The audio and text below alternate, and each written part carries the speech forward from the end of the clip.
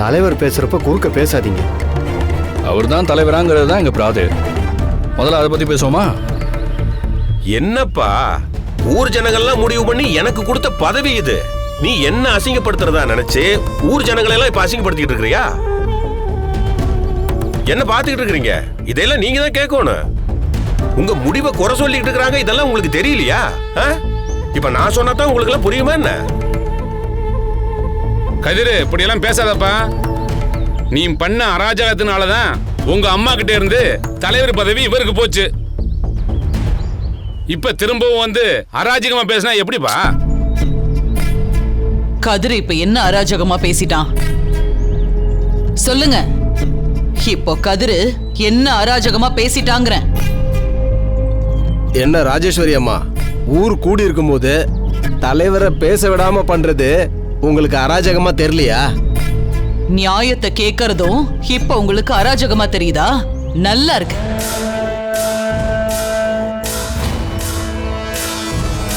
யோ, என்ன உடனே ஒருத்தருக்கு ஒருத்தர் பாத்துக்கிறீங்க? அப்படி என்ன நியாயத்தை கேட்க வந்திருக்காங்கன்னு கேளுங்கய்யா. அவங்க என்ன கேக்குறது நானே சொல்றேன். அன்பு, இப்படி வா.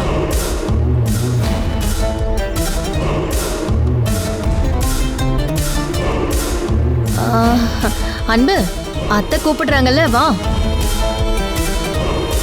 நீ போமா.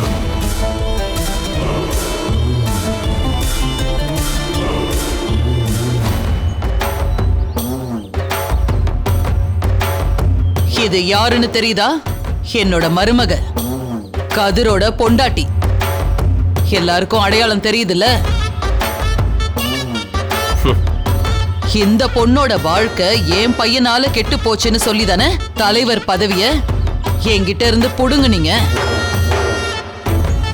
நானும் ஊர்க்காரங்க சொல்றதுல இருக்கிற நியாயத்தை மதிச்சு உங்க முடிவை ஏத்துக்கிட்டு தானே போனேன். ஆனா இப்போ என் பையன் பண்ண தப்புக்கு நான் ஊரறிய பரிகாரம் பண்ணிருக்கேன். இந்த பொண்ண என் வீட்டு மருமகளா எல்லாவித மரியாதையோட ஊர் பார்க்க கூட்டிட்டு வந்து என் வீட்டுல நான் வாழ வச்சிருக்கேன். இன்னைக்கு இந்த பொண்ணு என் பையன் கூட சந்தோஷமா வாழ்ந்துகிட்டு இருக்கா. உருட்டு உருட்டு, நல்லா உருட்டு. அப்போ நடந்த தப்ப சரி பண்ணதுக்கு அப்புறமும் எங்களுக்கு தண்டனைன்னா அது எப்படி சரியா இருக்கும்?